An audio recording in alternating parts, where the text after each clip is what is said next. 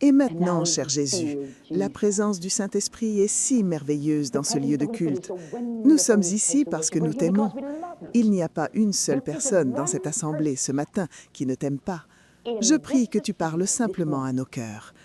Pas un seul gène ici n'a vu Catherine Kuhlman, mais s'il vous plaît, nous avons tellement faim. Nous avons faim de plus. Il y a tellement plus si seulement nous savions comment coopérer avec le Saint-Esprit. Tu as tant pour chacun de nous si seulement nous savions comment coopérer avec le Saint-Esprit. Enseigne-nous aujourd'hui, pour l'amour de Jésus. Amen. Je vais essayer très fort de rester dans le temps imparti, je vous le promets, car je sais que vous devez retourner en classe, et je ferai de mon mieux. Mais je veux vous parler simplement de mon cœur. Souvenez-vous, je ne vous apporte pas un sermon ce matin, sachez-le, et ne me regardez pas comme un ministre pendant que je vous parle. Voyez-vous, je ne peux vous donner que ma propre expérience personnelle. Personne ne peut donner à quelqu'un d'autre plus que ce qu'il a expérimenté lui-même. Souvenez-vous toujours de cela. Et de manière très simple, je vais vous donner ma propre expérience personnelle concernant le Saint-Esprit. Ma toute première rencontre avec le Saint-Esprit s'est produite dans une petite église méthodiste à Concordia, Missouri. Si seulement vous pouviez savoir d'où je viens. Concordia, je ne pense pas que ce soit sur la carte, c'est si petit. Pas plus de 1200 habitants. Maman était méthodiste, papa était baptiste, aucun des deux ne pratiquait vraiment avec ferveur. Et un dimanche matin, et c'est aussi réel pour moi que si c'était hier, ce fut mon tout premier contact avec le Saint-Esprit et je ne l'ai pas réalisé. Un dimanche matin, assise avec maman dans cette petite église méthodiste, je ne pense pas que l'église puisse contenir plus d'une centaine de personnes. Nous étions assis là, c'était l'heure du dernier cantique, et je tenais le vieux recueil de cantiques méthodistes. Que quelqu'un ait jamais été converti dans cette église avant ou après, je ne le saurais jamais. Mais alors que le dernier cantique était chanté et que je tenais ce vieux recueil méthodiste dans ma main, j'avais seulement 14 ans, quelque chose m'est arrivé. Je ne peux pas vous dire un seul mot de ce que le prédicateur a dit, pas un seul. Mais je sais seulement que dans ce moment, le Saint-Esprit est venu sur moi. Je ne l'ai pas reconnu, je ne savais même pas qu'il existait une chose telle que le Saint-Esprit. Et j'ai commencé à trembler tellement que j'ai dû poser le recueil de cantiques dans le banc. Et je savais que je devais faire quelque chose. Je me suis vue telle que j'étais réellement, une pécheresse aux yeux de Dieu. Et j'ai fait quelque chose. J'ai posé ce recueil et j'ai fait la seule chose que je savais faire. J'avais vu comment on recevait les membres dans l'église, alors je me suis avancée et je me suis assise dans le premier banc, juste dans le coin, et j'ai pleuré. Ce fut ma conversion. Ce fut mon premier contact avec le Saint-Esprit. J'ai commencé à pleurer et je me souviens qu'une des vieilles sœurs est venue vers moi et m'a apporté un mouchoir. Elle a dit « Catherine, ne pleure pas, tu as été une si bonne petite fille. » Nous savions toutes les deux qu'elle mentait. Mais dans ce moment, quelque chose m'est arrivé. Ce fut l'expérience de la nouvelle naissance. Et c'était si réel que je n'en ai jamais douté depuis. Jamais. Je crois que quand on est vraiment de nouveau, il y a un lieu définitif, un temps définitif, et vous le savez. Et son esprit, le Saint-Esprit, témoignera avec votre esprit que vous êtes passé de la mort à la vie. C'est cette expérience spirituelle, cette expérience de nouvelle naissance qui a été si réelle, que dans ce moment, j'ai eu mon premier contact avec le Saint-Esprit. Plus tard, j'étais encore adolescente, à Joliet, Illinois. Je peux vous montrer l'endroit, il existe encore, au 2e étage d'un bâtiment commercial. J'étais sortie prêcher l'Évangile avec plus de zèle que de connaissances. Tout ce que je pouvais prêcher, bien sûr, c'était l'expérience de la nouvelle naissance. C'était tout ce que je connaissais. Un soir, j'avais lancé un appel pour ceux qui voulaient naître de nouveau. Mais une personne est restée, Isabelle Drake. Je n'oublierai jamais cette jeune femme, une enseignante qui faisait la navette entre Joliet et Chicago. Tout le monde était parti. Nous avions éteint toutes les lumières pour économiser l'électricité, sauf 2. Elle était restée là, à l'hôtel, en priant. J'ai pris place à côté de sa mère. Il ne restait pas plus de 3 ou 4 personnes. Quand soudain, c'est si réel. Dans ce moment, cela s'est produit. Dans ce moment où quelqu'un ne savait absolument rien sur le Saint-Esprit, quelqu'un qui ne savait absolument rien sur le baptême du Saint-Esprit, quelqu'un qui n'avait jamais entendu quelqu'un parler dans une langue inconnue, elle n'a jamais levé les yeux. Elle a levé les deux mains et elle a commencé à chanter. C'était la chose la plus belle que j'ai jamais entendue.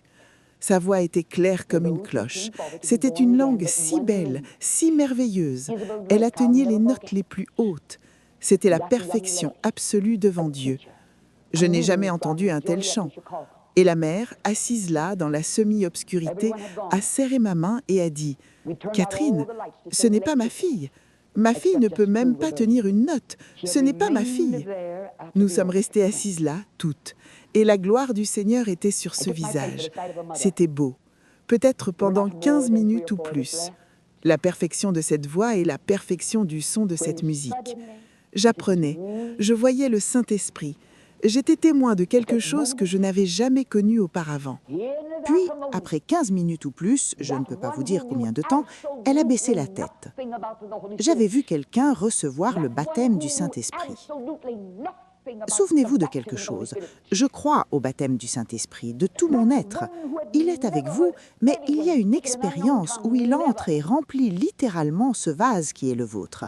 Et souvenez-vous toujours que quand le Saint-Esprit le fait, c'est la perfection absolue. Sachez ceci. Si vous oubliez tout ce que je dis dans ce service ce matin, n'oubliez pas ceci. Dieu est parfait, perfection absolue. Jésus-Christ est perfection absolue. Quand il s'agit de cette puissante troisième personne de la Trinité, il est perfection absolue. Je donnerais n'importe quoi au monde si je pouvais simplement vous ouvrir mon âme et vous faire voir quelque chose qui est si réel. Je crois au baptême du Saint-Esprit, mais bien aimé, quand il parle, ce sera la perfection absolue. Ce ne sera pas des babillages. Beaucoup de choses qui sont appelées le baptême du Saint-Esprit, beaucoup de choses qui sont appelées parler en langues inconnues, ne sont pas le Saint-Esprit. C'est un déshonneur pour celui qui est la perfection. Le Saint-Esprit n'est pas ignorant. Quand c'est le Saint-Esprit, c'est une langue parfaite. Nous vivons dans l'heure la plus importante. Nous vivons dans une heure où nous parlons du grand mouvement charismatique, mais nous vivons aussi dans une heure très dangereuse. Beaucoup de ce qui est attribué au Saint-Esprit n'est pas le Saint-Esprit, et c'est cette chose qui apporte beaucoup de reproches sur quelque chose qui est très beau et très merveilleux. Il y a des milliers de personnes qui croient que simplement parce qu'elles ont prononcé quelques mots dans une langue inconnue, elles ont été remplies du Saint-Esprit. Il y a des milliers de personnes qui professent avoir été remplies du Saint-Esprit, qui prétendent avoir reçu le baptême du Saint-Esprit, mais qui n'ont jamais été remplies du Saint-Esprit, qui n'ont jamais reçu le baptême du Saint-Esprit. On n'enseigne pas à quelqu'un comment parler en langues inconnues. Jean-Baptiste a dit quelque chose. Moi, je vous baptise d'eau, mais il en vient un plus puissant que moi, Jésus, qui vous baptisera du Saint-Esprit. Et tout ce que nous recevons, peu importe ce que c'est. Et souvenez-vous toujours de ceci, tout ce que chacun de nous reçoit, c'est toujours Jésus qui le donne. Tout, peu importe ce que c'est, tout ce que nous recevons doit venir à travers Jésus. C'est lui qui donne même le baptême du Saint-Esprit. Sachez cela. Je prie que le Saint-Esprit rende cela réel à votre cœur. Dans le sanctuaire des cœurs ouverts et des esprits ouverts, mes amis, ce ne sont pas les mécaniques. Parfois, je pense que nous nous tournons vers les mécaniques, nous remplissons tellement nos esprits de mécanique que nous perdons de vue la vérité. J'ai vu l'autre jour à Portland, Oregon, une petite sœur catholique qui ne savait absolument rien sur les mécaniques. Rien. Elle venait du monastère du Précieux Sang. Elle n'avait jamais vu quelqu'un rempli du Saint-Esprit. Jamais. Elle était en habit.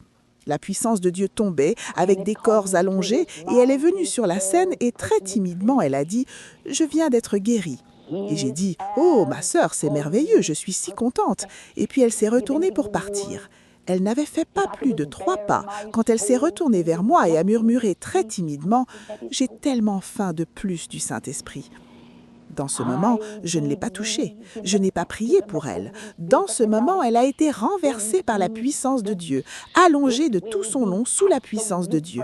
Avant même qu'elle ne touche le sol, elle a commencé à parler dans la plus belle langue. Personne ne lui avait dit les mécaniques. Personne ne lui avait enseigné comment faire.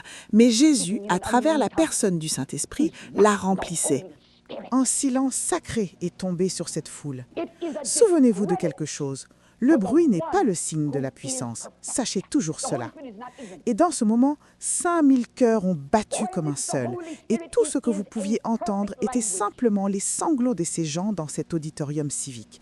Un silence sacré, comme si les anges eux-mêmes se penchaient. Et cette sœur catholique qui n'avait jamais été enseignée, mais c'était la chose la plus naturelle au monde qu'elle se soit abandonnée, et le Saint-Esprit la renquissait.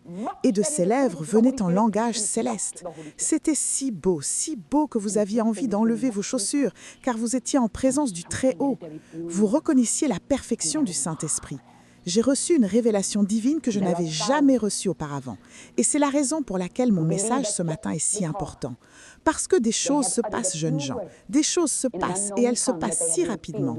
C'est la raison pour laquelle je sens qu'il est si important que vous puissiez comprendre afin qu'il puisse vous utiliser dans ces derniers moments de cette dispensation. Je l'ai dit depuis longtemps et je le crois de tout mon être. Je crois, souvenez-vous de quelque chose, en cette heure de grande restauration. Tout ce qui s'est passé dans l'Église primitive est en train d'être restauré à l'Église maintenant. Tout. Et cela se passe très rapidement. Cela se passe si vite. Je crois que c'est la toute dernière génération de jeunes avant la grande tribulation. Je le crois. Et je risquerai ma vie même sur ce dont je vous parle. Ce que nous vous disons est d'une importance vitale et vous devez faire quelque chose à ce sujet. Vous devez faire quelque chose à ce sujet. Je crois qu'en cette dernière heure, tous les fruits, tous les dons de l'Esprit sont en train d'être restaurés à l'Église. Il y avait des services de miracles où chaque personne présente.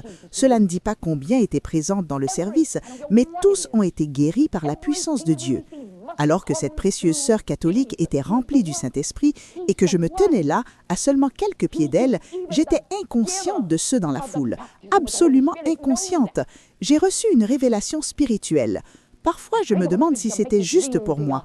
Le jour de la Pentecôte, ils ont tous été remplis du Saint-Esprit. L'heure est proche, mes amis, où il y aura des moments, même comme celui-ci, où il y aura une telle unité dans l'Esprit, où le Saint-Esprit viendra sur ceux dans l'Assemblée qui ne savent absolument rien sur le Saint-Esprit, et de grandes vagues de gloire viendront sur eux, et chaque personne présente sera remplie du Saint-Esprit et recevra le baptême du Saint-Esprit. Je veux que vous voyiez quelque chose de vitalement important. Tous ceux qui sont conduits par l'Esprit. Je vais simplement vous ouvrir mon âme. Quand on est conduit, cela signifie qu'on suit. Vous me dites, « Catherine Kuhlman, comment savez-vous ?» Et souvenez-vous de quelque chose, je ne crois pas que Dieu m'ait donné quelque chose de spécial, jeunes gens. Que Dieu soit mon juge. Je vous dis ce que je crois vraiment.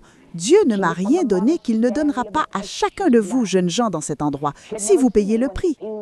Je ne suis pas spécial pour lui. Il n'y a pas une chose qu'il a faite pour moi qu'il ne fera pas pour vous. Il n'y a pas un jeune homme, il n'y a pas une jeune femme dans cette assemblée ce matin que Dieu n'utilisera pas exactement de la même manière. Il vous donnera absolument tout ce qu'il m'a donné, si vous payez le prix. Je mentirais si je vous disais que le prix est bon marché. Tout le monde cherche une bonne affaire ces jours-ci. Mais Dieu n'a pas de bonnes affaires, jeunes gens. Je vous mentirais si je vous disais que cela vient facilement. Vous me voyez marcher sur cette scène. Tout ce que vous voyez, c'est le glamour, et cela a l'air si glamour. Tout ce que vous voyez, c'est la gloire. C'est tout ce que vous voyez. Un journaliste m'a demandé l'autre jour, « Que faites-vous pour vous préparer à un service comme celui-ci » J'ai dit, « Monsieur, je reste préparé. » Tout le monde de nos jours veut quelque chose pour rien, jeunes gens. Vous n'obtenez pas quelque chose pour rien. Il y a un prix, et cela dépend de ce que vous voulez le plus. Faites simplement face aux faits. Nous vivons dans une génération où cette génération ne veut pas faire face aux faits. Je parle à des jeunes qui ne veulent pas faire face aux faits. Parfois, je pense que c'est la chose la plus difficile au monde de faire en sorte que les jeunes de nos jours fassent face aux faits. Mais quand vous traitez avec le spirituel, c'est la chose la plus importante au monde et vous devez faire face à la vérité et faire face aux faits. Quand vous marchez sur cette scène, je sais ce que David voulait dire quand il a dit « Ne retire pas de moi ton Saint-Esprit ». Je sais probablement mieux que quiconque dans cet endroit ce qu'il voulait dire et comment il se sentait quand il a crié « Ne retire pas de moi ton Saint-Esprit ». Je n'ai pas peur de Satan. Je peux utiliser la même arme sur Satan que Jésus a utilisée. Il est écrit. Je peux affronter Satan. Je peux affronter toutes les forces de l'enfer et utiliser la même arme que Jésus a utilisée. Je ne crains aucun homme. Je n'ai qu'une seule crainte. Que j'attriste le Saint-Esprit, que cette onction parte. Vous ne savez pas, jeunes gens, vous ne savez pas. Dans ce ministère, vous ne voyez que le glamour. Dans ce ministère, hier, les milliers dans cette arène n'ont vu que les miracles et ils ont vu la gloire. Mais très peu d'entre eux ont pu voir le prix qui a été payé avant que ces miracles n'aient lieu. Ne retire pas de moi ton Saint-Esprit.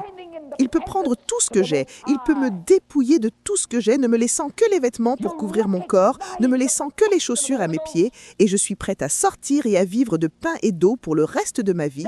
Que Dieu me vienne en aide, je prêcherai, même si je dois prêcher depuis un coin de rue. Si je savais que le Saint-Esprit avait été attristé, Si je savais que le Saint-Esprit s'était retiré de moi, je ne marcherais plus jamais sur cette scène. Je ne ferais jamais semblant. Mais dans cette heure, je serais la personne la plus ordinaire qui ait jamais vécu et rien ne se passerait.